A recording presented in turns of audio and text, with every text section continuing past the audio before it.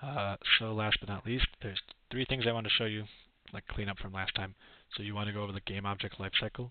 Game object lifecycle is best explained for Bullet Factory.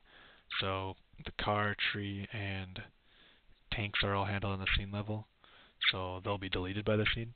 But they fire bullets, and the bullets are created at runtime in this factory that is very similar, or pretty much almost exactly as they were in Centipede. So the constant time removal for each bullet is here. Same with, you have the reference, you insert it, and so forth. Create the bullet when you're out of things, and so on.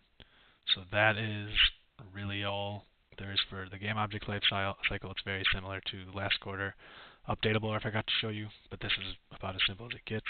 You have the constant time removal, you have the reused commands, and then you have deletes, deleting other things, and then you have the assertions for making sure it's correctly rendered. And then drawable is pretty much the same thing, but this time it has 2D on it instead of just 3D. And then the associated commands, and then the constant time removal, and then delete the registration, and then the registration, yada yada yada. So that is the three things I forgot to mention in past videos. So now I'll get into kind of the miscellaneous things like the visualizer, math tool, and colors. So colors are from Engine. Visualizer is math tools is a static class as you wanted, and then no power function here. And the visualizer is single unit sphere.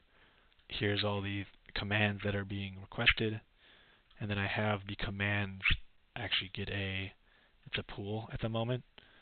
So it gets a B-sphere, sets that information, gets a B-sphere command, sets the information for that B-sphere, we put it in the list, and then when it is called, when the visualizer is called in freefall, in the draw function, it'll render, it'll call this guy, which is the B-sphere. It'll render it using this guy, set that information, and then display, and then I clear that. When I send back that information, I clear it to then be used for next time. I will terminate all the pools at the end of the termination. Right now it's just a B-sphere, but next quarter we'll have A, B, B, and C, and D, F. And then, like I said, single unit sphere being used, creation of all the information, visualize all, math tools I showed you, colors, documentation. As I showed you, it is all up here, and I'm sure you noticed it throughout the H files. Those will translate over. Only the necessary classes are being used here. Resource loading and scene cleanup, they have their all associated, as I show you, like this guy, they all have their associated documentation necessary to create, or like to understand how something works.